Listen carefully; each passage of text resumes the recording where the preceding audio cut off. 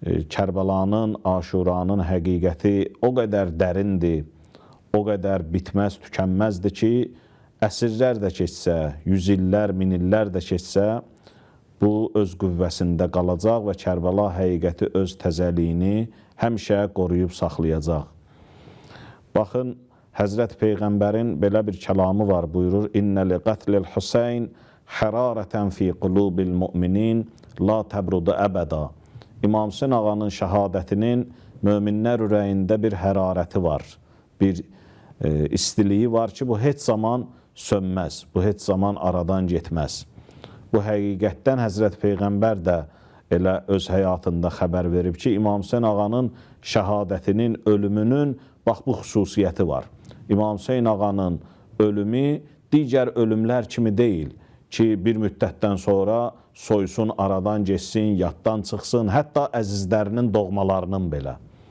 İmam Hüseyn əleyhissalamın əzasında bax bu möcüzəvi cəhət var, bu üstün cəhət var. Və demək olar ki, İmam Hüseyn əleyhissalamın əzasını, şəhadətini, ölümünü digər tarixi hadisələrdən fərqləndirən ən üstün cəhət budur. Bu cəhət, bəli, möcüzəvi bir cəhətdir. Biz bəzən möcüzə axtarırıq ki, Allah niyə bizə möcüzə göstərmir? O zaman Peyğəmbərlərin dövründə olub, kəramətli insanlar olub, qeyri-adi işlər göstəriblər, kəramətlər, möcüzələr göstəriblər. Amma indi o möcüzələr niyə yoxdur? Bu suala belə cavab vermək olar ki, əslində möcüzələr var. Möcüzə təkcə o deyil ki, məsələn, ayı Peyğəmbər bölmüşdü, indi bir nəfər tapılsın, onu bölsün. Və yaxud da başqa qeyri-adi işlər. Elə qeyri-adi işlər var, möcüzələr var ki, həqiqətən insan onun üzərində oturub düşünəndə onun möcüzəliyini dərk eləyir. Onun qeyri-adi bir iş olduğunu, sadə adi bir iş olmadığını başa düşür. Sadəcə üzərində biraz təfəkkür etmək, düşünmək lazımdır ki, İmam Hüseyn əleyhissalamın Kərbəlası həqiqəti bax həmin o möcüzələrdəndir. Baxın, Quran-ı Kərim necə möcüzədir? Quran-ı Kərim özü möcüzəvi bir kitabdır, düzdür, adi bir kitabdır. O da digər kitablar kimi hansısa bir lüğətdə, hansısa bir dildə yazılıb. O da digər kitablar kimi bir vərəqdir, cildin arasındadır. Onun da səhifələri var, onun da mövzuları var, onun da cümlələri var, kəlmələri var, kəlamları var.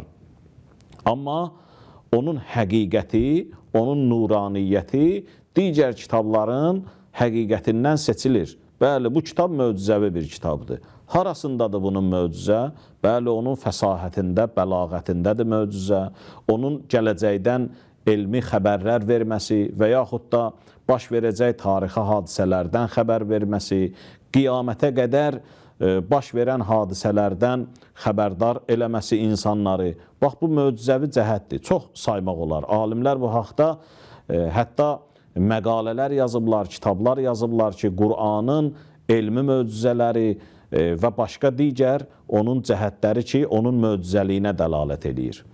Bəli, Kərbəla da bu cəhətdən möcüzədir ki, hər zaman təzədir, hər zaman yenidir, heç zaman unudulmur, yaddan çıxmır, o hərarət insanların ürəyində var. Diqqətimizi bu müqəddimə ilə incə bir nöqtəyə çəkmək istəyirəm. Kərbəla hadisəsini müxtəlif cəhətlərdən təhlil eləmək olar.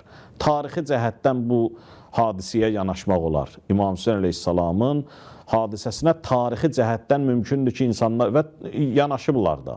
Tarixçilər bu barədə həmin hadisələri qeyd ediblər və tarixi mənbələrdə tarixşünaslar, tarixi yazarlar mütləq bu hadisəyə, məxsusən də İslam tarixində, hətta dünya tarixinin özündə İmam Hüseyn əleyhissalamın da özünə məxsus hadisəsinin yeri var.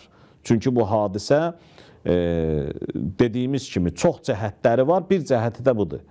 Tarixi yazan insanlar mütləq bu hadisəyə də işarə eləyiblər. Təkcə imamların tarixini yazmaqla yox, ümumiyyətlə dediyimiz kimi İslam tarixi, dünya tarixi, bəşəriyyət həyatında baş verən mühüm hadisələr, bax, bunları qələmə alan yazıçılar onu mütləq yazıblar. Hətta, məsələn, dahi insanlar ki, öz fəlsəfi fikirlərini, görüşlərini, öz elmi irfani görüşlərini yazanda bunu da yazıblar. Məsələn, Məhəmməd Füzuli, Allah bütün klassik şairlərimizə rəhmət eləsin, dünyalarını dəyişənlərə, qalanlara can sağlığı versin. Məhəmməd Füzulinin bir əsəri var Hədiqətüs Süəda adında. Hədiqətüs Süəda yəni xoşbəxtlər bağçası. Hədiqə ərəb dilində bağça deməkdir. Süəda səid sözünün cəmidir, yəni xoşbəxtlər. Xoşbəxt insanların bağçası. Açırsan o kitabı oxuyursan, Məhəmməd Füzuli ona belə bir ad qoyub, xoşbəxtlər bağçası, həqiqətən də xoşbəxt insanların haqqında danışır. Başlayır Həzrəti Adəm Peyğəmbərdən, bir çox Peyğəmbərlərin həyatından, müsibətlərindən ta gəlir yetirir sözü İmam Hüseyn əleyhissalama. Və İmam Hüseyn əleyhissalamın hadisəsini də qələmə alır.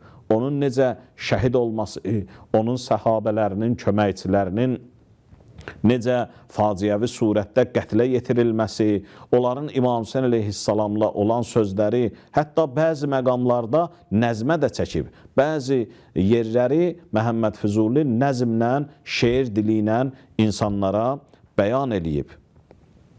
Məsələn, onun yaratdığı əsərdə belə bir yer var, İmam Hüseyn əleyhissalamın hadisəsinə ağlayanlar. Məsələn, deyir, Kərbəla dəştində Şahi Kərbəlanın halına ittifaqi am olub məcmui aləm ağladı. İmam Hüseyn əleyhissalamın halına bütün yer-göy ağlayıb. İttifaqi am olub məcmui aləm ağladı. Aləmdə nə var idi İmam Hüseyn əleyhissalamın Kərbəlasını ağladı o hadisə baş verəndə. Paye-i ərşi müəlladə töküb Cibril əşk. Əşk yəni göz yaşı. Cənab-ı Cəbrail paye-i ərşi müəlladə, ərş-i müəllanın sütununun yanında töküb Cibril əş, Rovze-i Rizvanda ruhi Nuh-u Adəm ağladı. Cənnətdə də Peyğəmbərlər ağladı İmam Hüseyn əleyhissalamın halına. Çox İmam Hüseyn əleyhissalamın hadisəsini qələmə alıb yandırıcı məqamları orada Məhəmməd Füzuli göstərir. Mən istəmirəm o əsər haqqında danışım. Hətta o əsəri nəyə görə yazıb Məhəmməd Füzuli, onu da o kitabında gətirir ki, mənə yuxuda deyildi ki, sən türkcə İmam Hüseyn əleyhissalamın barəsində bir əsərin yoxdur. Ondan sonra, o yuxudan sonra Məhəmməd Füzuli Azərbaycan dilini, türk dilini öyrənir və sonradan bu əsəri yazır, yaradır ki, məxsusdur İmam Hüseyn əleyhissalama. Dediyim kimi, Həzrəti Adəmdən başlayır, ta İmam Hüseyn əleyhissalamda qutarır. İmam Hüseyn əleyhissalamdan qabaq Həzrət Peyğəmbərin öz müsibəti, 5 kimsənin müsibətləri, Həzrəti Əli əleyhissalamın həyatından, Həzrət Fatimə-i Zəhra salamullahi əleyhanın həyatından, İmam Həsən ağanın həyatından gəlir sözü İmam Hüseyn əleyhissalamda bitirir. Yəni, bu yazıçıların tarixi cəhətdən məsələyə yanaşmaları.